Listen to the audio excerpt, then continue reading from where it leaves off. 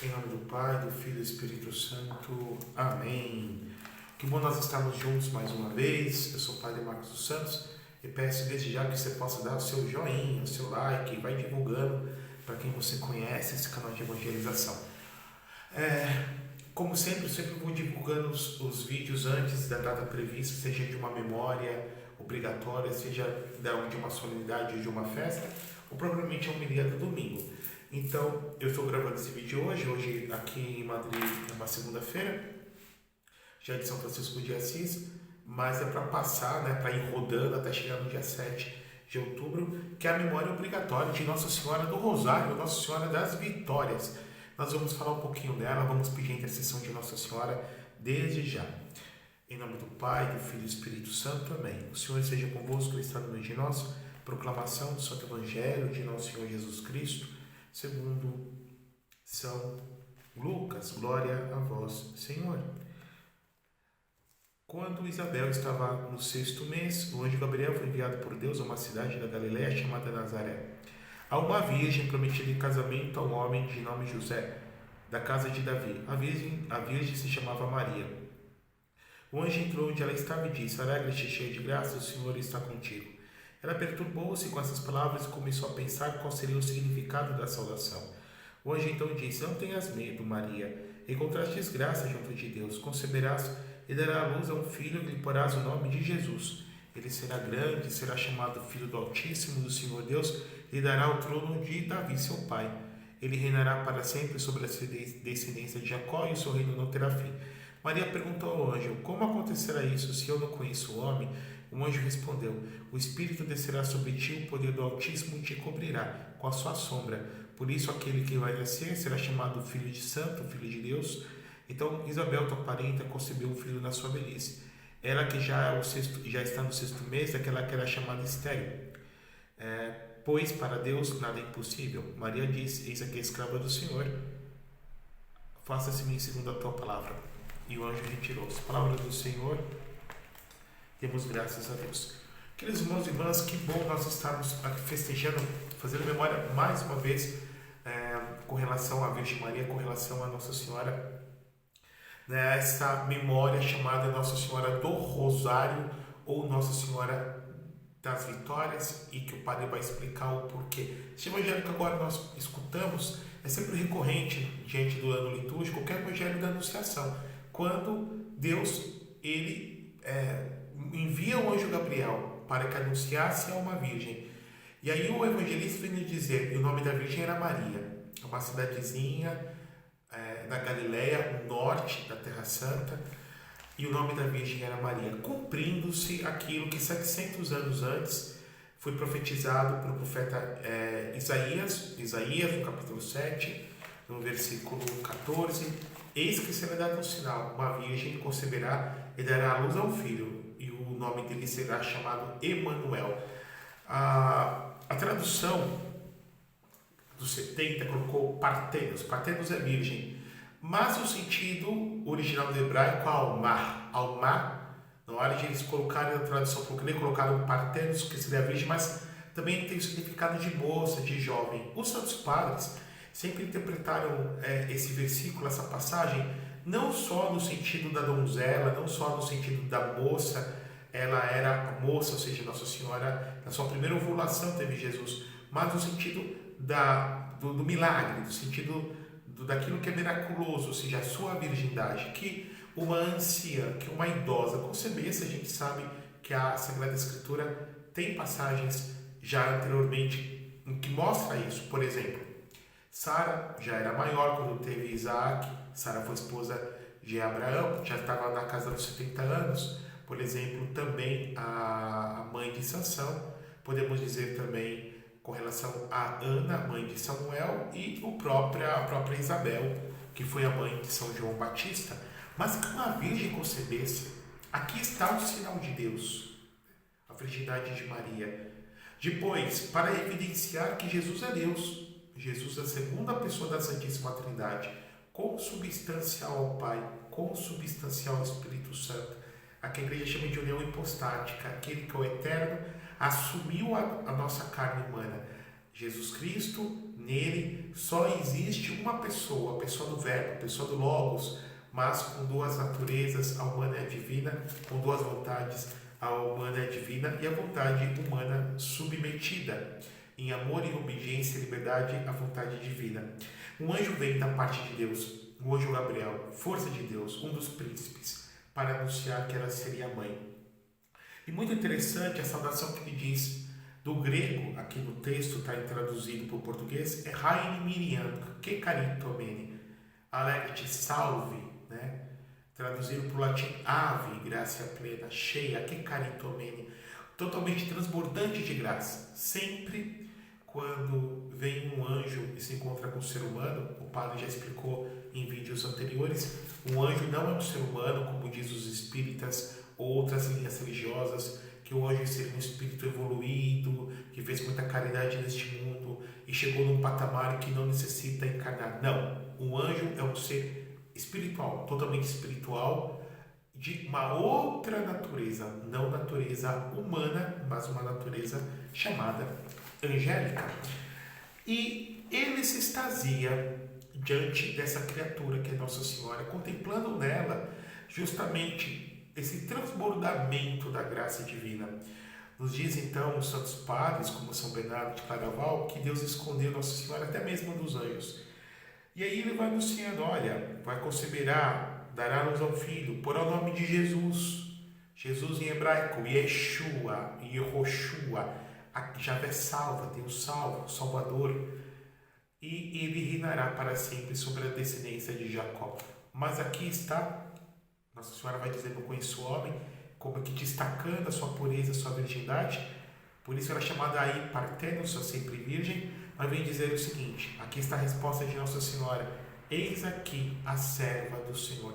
Aqui traduziram por serva, mas no grego original está não diaconia, diaconissa, né, no sentido daquela que serve, mas está doulos.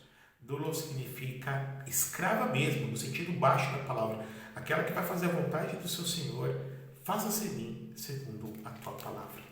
Podemos então nesse momento contemplar que neste momento da anunciação não só ela tornou-se verdadeiramente mãe de Deus, aqui está o maior título de Nossa Senhora, Theotokos, a mãe de Deus, mas também a nossa mãe, porque a mãe da cabeça é a mãe dos membros, e ela sendo mãe de Deus, a mãe do Verbo de Deus feito carne, encarnado, nosso Senhor Jesus Cristo também é a nossa mãe. E a festa de hoje, na verdade, ela tem um fundo histórico. Então, nós estamos aqui no ano 7 de outubro de 1571. O Império Otomano estava crescendo, os otomanos, aqui o padre vai falar um pouco de geopolítica para vocês, para quem não conhece, um pouco de geopolítica e de história também. O fim da Idade Média se deu com a queda de Constantinopla, antiga Bizâncio, Constantinópolis, a cidade de Constantino, no ano de 1453. Então, no ano de 1453, os otomanos, liderados por Mehmed II, eles invadem, vêm da Ásia Central. Os turcos não são árabes, os turcos não são persas, os turcos são mongóis.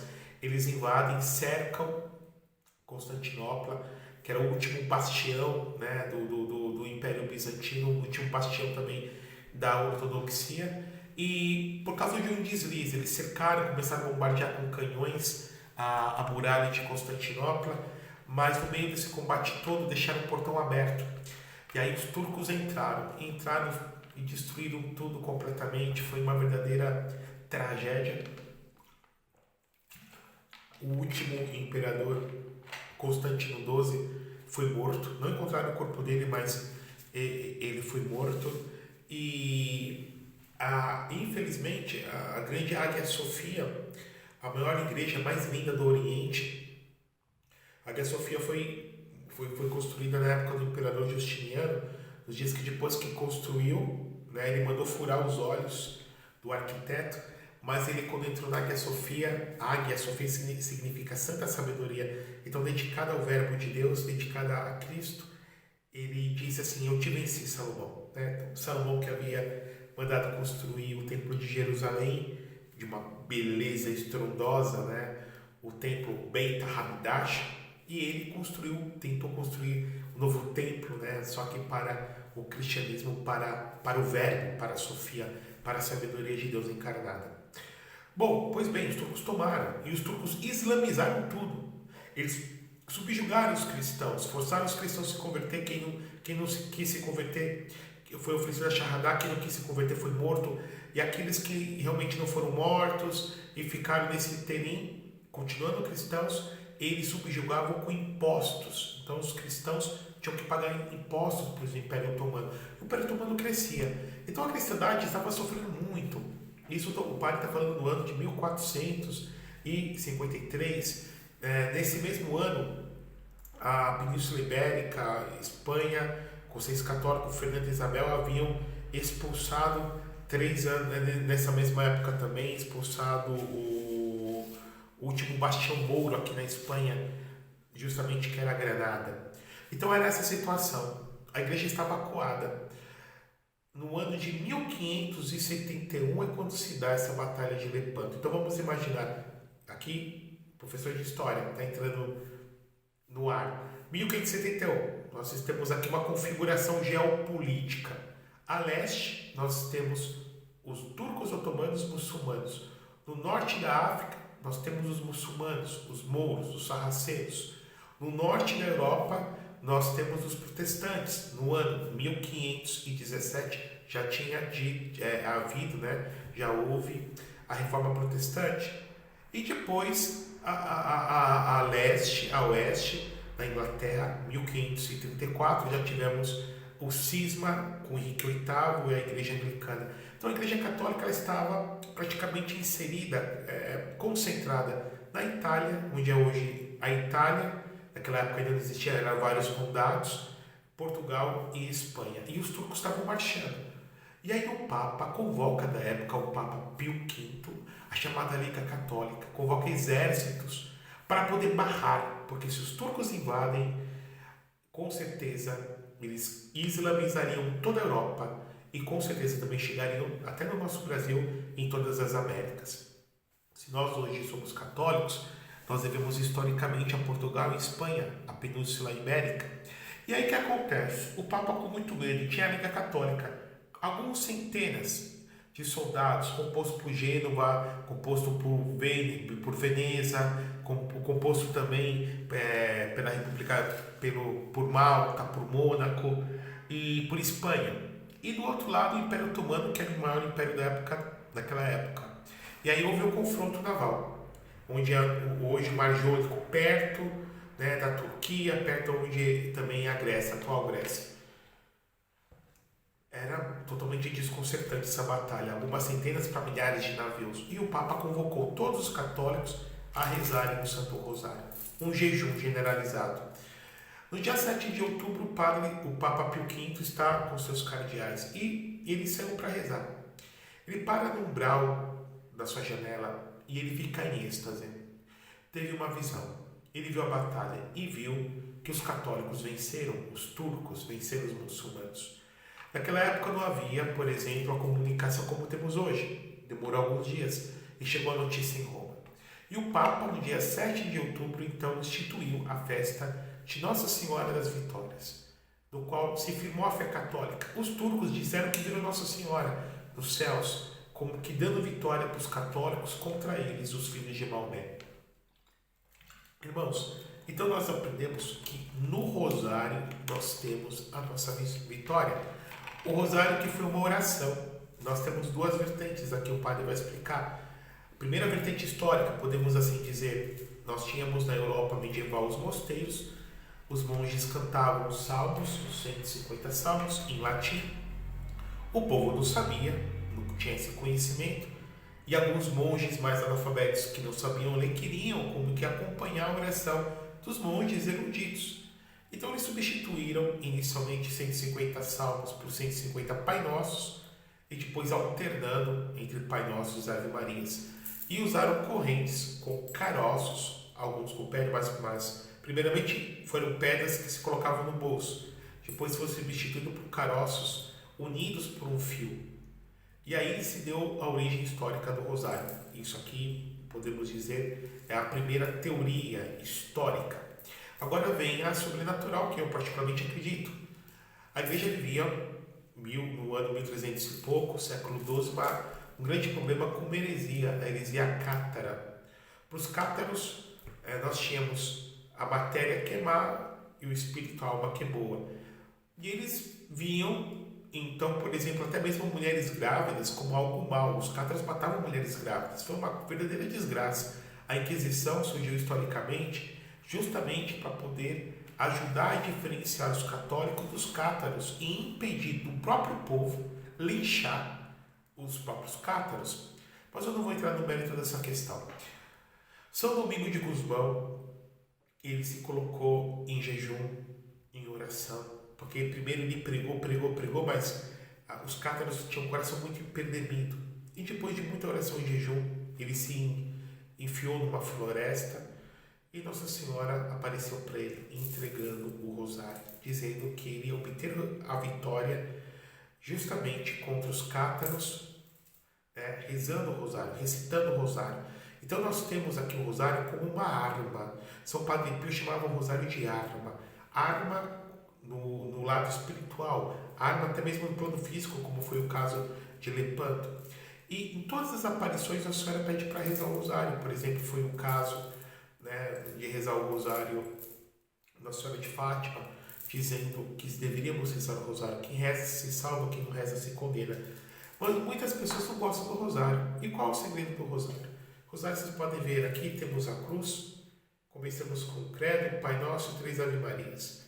É o Pai Nosso que vem lembrar a unidade de Deus, um só Deus em 3 pessoas. 3 Ave Marias, a trindade de Deus, o Pai, o Filho e o Espírito Santo. Maria, filha de Deus Pai, mãe de Deus Filho, esposa do Espírito Santo. E aí começamos com as dezenas, com o Pai Nosso, 3 Ave Marias, e sempre terminamos com jaculatórias. Jaculatória em latim significa setas. Então, o glória ao Pai, ao Filho e ao Espírito Santo, como era no princípio, agora e sempre. Amém. Meu bom Jesus, perdoai-nos, livrai-nos do fogo do inferno. A oração que Jesus, Nossa Senhora, ensinou para os pastorzinhos de Fátima. O Pai Nosso, que é a oração que o próprio Jesus nos ensinou. Ave Maria, que é a oração composta pelo anjo Gabriel quando se dirigiu a Nossa Senhora, e pelo Espírito Santo, pela boca de Santa Isabel. Bendita sois vós entre as mulheres, e bendito é o fruto do teu ventre, Jesus. Jesus, nome de Jesus, é o eixo da Ave Maria. E a segunda parte, a própria Igreja. Santa Maria, Mãe de Deus, rogai por nós pecadores, todos nós somos pecadores, agora, que é o momento exato, e na hora da nossa morte, que é o momento último e o momento que devemos pedir a nossa salvação, de morrermos em perseverança final. E finalizamos dizendo amém. Mas o segredo do rosário está nos mistérios, naquilo que nós contemplamos. Então, o rosário, nós de língua portuguesa chamamos de terço, nós dividimos entre mistérios gozosos, os mistérios luminosos, os mistérios dolorosos e os mistérios gloriosos. Em 2001, o Papa São João Paulo II instituiu os mistérios luminosos, que nós rezamos sobretudo na quinta-feira. Então, há alguns dias que nós rezamos para cada mistério. Então, por exemplo, na segunda, nós rezamos para os mistérios gozosos, os mistérios da alegria, terça, os mistérios das dores, quarta, os gloriosos, quinta, os luminosos, do ministério público de Jesus, sexta, os dolorosos da paixão do Senhor, sábados gozosos e domingos gloriosos, que é da sua ressurreição. Então, os mistérios da vida de Jesus e de Maria. Então, vou falar na ordem: gozoso, luminoso, doloroso e glorioso. Então, o primeiro mistério, o anúncio do anjo São Gabriel a Nossa Senhora, a visita de Nossa Senhora à sua prima Santa Isabel, o nascimento do menino Jesus, a apresentação de Jesus no templo, a perda e o encontro do menino Jesus em Jerusalém, os dolorosos, os luminosos, a transformação, o batismo de Jesus por São João Batista, a transformação da água em vinho, o ministério público de Jesus, a sua pregação do reino, a transfiguração do Senhor e depois a instituição da Eucaristia. Dolorosos, a agonia de Jesus no Horto das Oliveiras, a flagelação de Jesus na coluna, a coração de espinhos de Jesus, Jesus carregando sua cruz até o Calvário, a crucificação e a morte de Jesus. Gloriosos, a ressurreição de Jesus, a ascensão de Jesus ao céu, a descida do Espírito Santo, unidos com Maria em Jerusalém, no cenáculo com os apóstolos, a assunção de Maria incorporal aos céus e a coroação de Nossa Senhora como Rainha dos Anjos e Santos, Rainha do céu e da terra. Então o rosário ele é uma oração mental e vocal. Vocal porque falamos com a boca, mental porque devemos meditar com a nossa cabeça. Porque muitas pessoas não gostam de rezar, né? Porque muitas pessoas têm dificuldade, porque as pessoas rezam o primeiro Pai Nosso ou a primeira Ave Maria pensando na última. E o segredo do rosário não é a oração mental, mas a meditação. E o que significa meditação?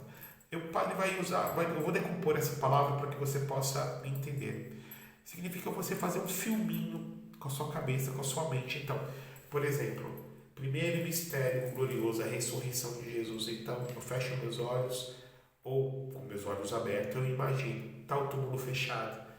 Vem um anjo, abre o túmulo de Jesus, vem as mulheres, vê que Jesus já não está mais lá. Por exemplo, o terceiro mistério glorioso, a descida do Espírito Santo em línguas de fogo. Então eu imagino, Nossa Senhora está na sala, está os apóstolos, escutam um estrondo, um estopim, um vento, uma rajada de vento entra na sala e línguas de fogo começam a pousar sobre a cabeça de cada um deles. Por exemplo, vamos dizer, a agonia de Jesus no horto. Eu imagino Jesus no horto rezando, transpirando sangue. Então o segredo está na contemplação. Contemplação é você fazer esse filminho, dessa cena, desse episódio da vida de Jesus e da vida de Maria. Esse episódio, essa cena, nós damos o nome de mistério. Mistério porque nós entendemos até certo ponto e não entendemos tanto. Então ultrapassa o tempo e o espaço. Então é de suma importância que eu tenha decorado ou que eu tenha em mente essa cena do Evangelho, desse episódio, a vida de Jesus e da vida de Maria. E por fim, eu encerro com a Salve Rainha. A Salve Rainha é uma oração muito bonita, muito bela, composta por São Bernardo de Claraval, a segunda parte. A primeira foi composta por um monge aleijado chamado Henri o Contraído, mas eu não vou entrar, nessa um vídeo vai ficar muito longo. Reze o rosário sempre.